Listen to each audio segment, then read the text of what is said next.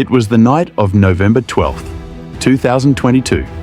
A quiet Saturday in Moscow, Idaho, a small, peaceful college town surrounded by endless pine trees and the hum of winter wind. The streets glowed with the soft yellow light of street lamps. Frost clung to the grass, and from the windows of the houses near the university, you could hear faint laughter, music, and the rhythm of student life. Inside one of those homes, 1122 King Road, 5 friends were winding down from a night out. The house felt alive with energy. Lights still flickering, the sound of a TV in the background, a couple of voices echoing softly from the kitchen. Photos of smiling faces covered the fridge. On the couch, a half-finished pizza box. Upstairs, music still played from someone's phone, the ordinary noise of young life. They had no idea that someone was outside, watching, waiting. For weeks, a white Hyundai Elantra had been seen passing through that neighborhood. Always slow, always at strange hours. Nobody thought much of it, not yet. But that night, that car would return one last time. At 3 a.m., the street fell silent. No footsteps, no voices, just the hum of an engine fading into the distance and the faint glow of a house that would soon become the center of one of the darkest mysteries in modern American crime.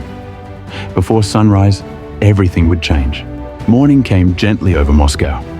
Sunlight touched the rooftops, snow began to melt, and from the outside, it looked like an ordinary Sunday. But inside 1122 King Road, the world had stopped. Friends tried to reach them by phone, no response. One of them decided to check in person, expecting laughter, maybe a hangover, maybe nothing at all. She walked up the hill, knocked on the door, and waited. Silence. The door wasn't locked. She stepped inside, calling their names. The air felt still, unnaturally still. Then came the moment that changed everything. A cry, a call, and then chaos.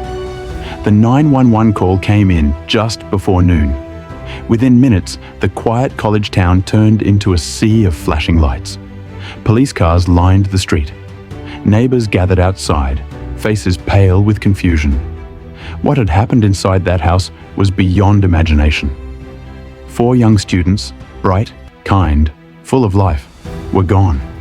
No one heard a struggle. No one saw anything. Their friends and families were left in disbelief, clinging to the hope that somehow this wasn't real. For Moscow, a town known for its safety, fear spread like wildfire. Doors were locked. Lights stayed on through the night. A haunting question began to echo through every conversation. Who could have done this? And why? The investigation started immediately, but from the very first day, confusion reigned. Detectives, FBI agents, and crime scene experts combed through every inch of that home. But there were no signs of forced entry, no clear fingerprints, no murder weapon. For weeks, it felt like the killer had simply vanished into thin air. Then came the first clue. A white Hyundai Elantra captured on nearby surveillance cameras, speeding away from the area just after 4 a.m. The image was grainy, but it was something. Investigators began tracking every car of that model in the state.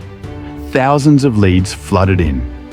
Meanwhile, the internet exploded with theories. Online sleuths, podcasts, and Reddit threads tore apart every photo, every timeline, every rumor. Accusations flew wildly, and innocent people found their names dragged into the storm. But behind all that noise, the real detectives worked quietly, cross-referencing digital data, reviewing security footage, and analyzing cell tower pings. Slowly, a pattern emerged.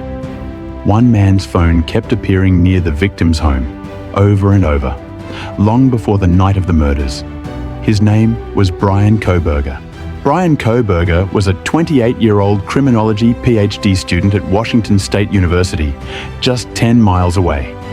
On paper, he was brilliant, studying the psychology of crime, the behavior of killers, and the science of investigation itself. But those who knew him described him differently. Quiet, intense, and strangely detached. As detectives dug deeper, things began to line up. His Hyundai Elantra matched the car seen on footage. His cell phone data placed him near the scene multiple times. And then, on the night of the murders, it mysteriously went dark. Hours later, it reconnected miles away, driving south. But it was DNA that sealed it.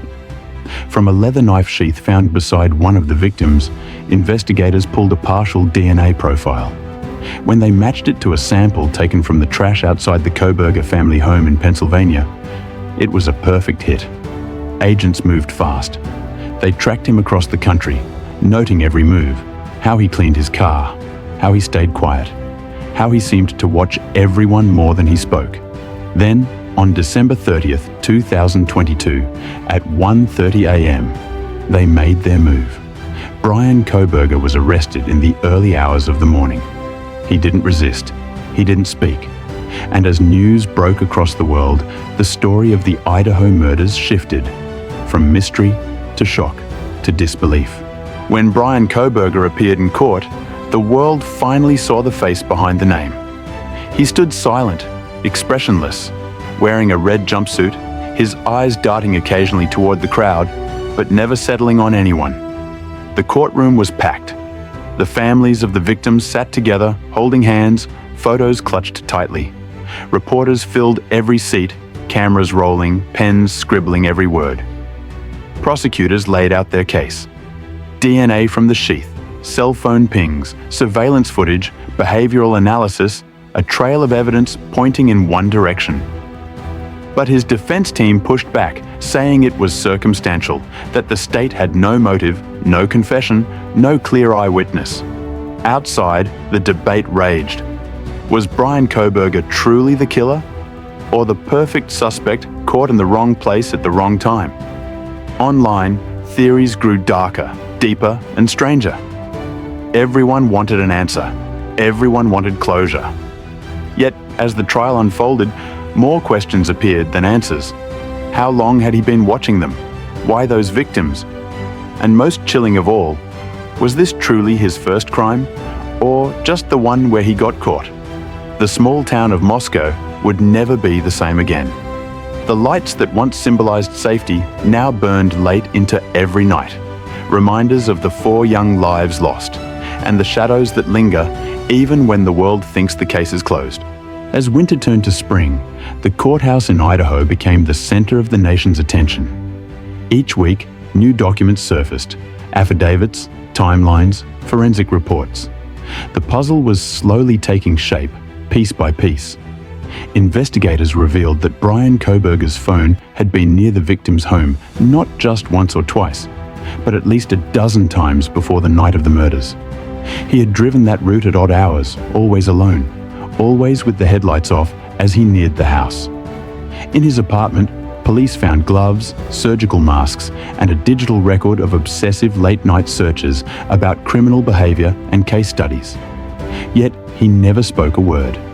Not to reporters, not to his classmates, not even during questioning. Every time he entered the courtroom, the silence was heavy. Cameras clicked. The families sat motionless. The prosecutor's voice echoed. The evidence will speak for itself. And still, one question haunted everyone who watched. Why them? Modern crimes leave modern fingerprints. And in this case, they weren't on walls or doors, but in data. Detectives built a digital map of Kohberger's every movement, cell pings, tower logs, GPS trails, surveillance timestamps. It painted a chilling pattern of obsession. His car had been spotted near the victim's neighborhood more than a dozen times in the weeks leading up to the killings. Security footage from a nearby gas station captured the white Hyundai Elantra driving by at exactly the window investigators believed the crime occurred. Traffic cameras caught the same car heading toward Pullman minutes later. They even discovered he had changed his car's license plates just days after the murders. A small, almost panicked attempt to erase his tracks. Forensic analysts described it as digital dust, evidence invisible to the eye, but impossible to hide from technology. Piece by piece, the digital web began closing in. And still, the suspect said nothing. He simply watched, as if analyzing his own investigation. While prosecutors built their timeline, psychologists began asking a different question. Who was Bryan Kohberger? He wasn't a dropout or a wanderer. He was a scholar, a man fascinated by criminal minds. He had written surveys asking offenders about how they chose victims, how they planned, what emotions they felt. He seemed to study darkness from a distance, until, perhaps, he stepped into it. Former classmates recalled how he'd dominate discussions, challenging professors, questioning police tactics as if he knew them better. Some said he spoke of perfect crimes, not with pride, but with analysis, like a man testing theory against reality. Was this just curiosity gone too far? Or had his studies become the blueprint for something real? Experts debated on television, podcasts, news panels, each trying to decode the psychology of a man who might have turned his own fascination with crime into a living experiment.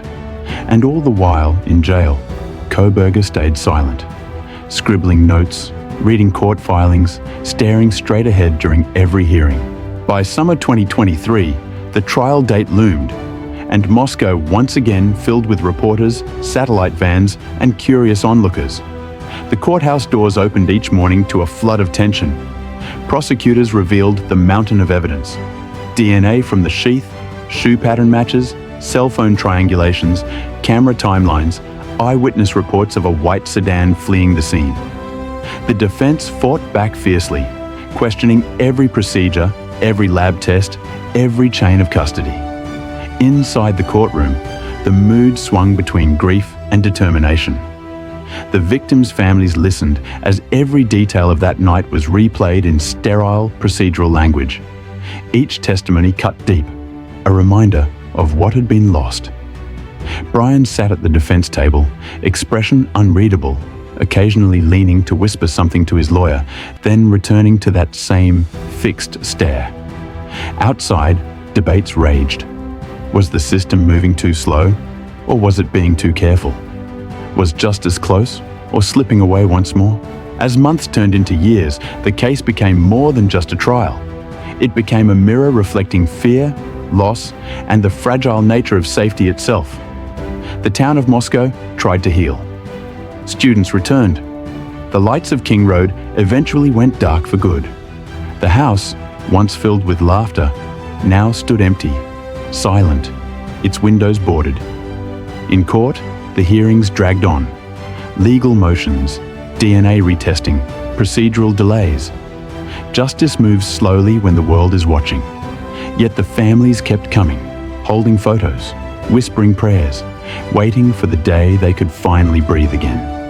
Bryan Kohberger remains behind bars, maintaining his innocence, awaiting trial. No verdict yet, only questions that hang like winter fog over Moscow. What really happened in those early morning hours? What drove a man so obsessed with crime to allegedly commit one himself? And if he is guilty, what does it mean when the student becomes the very monster he spent his life studying? The answers, like the shadows of that November night, may never fade, but they will never fully come into focus either.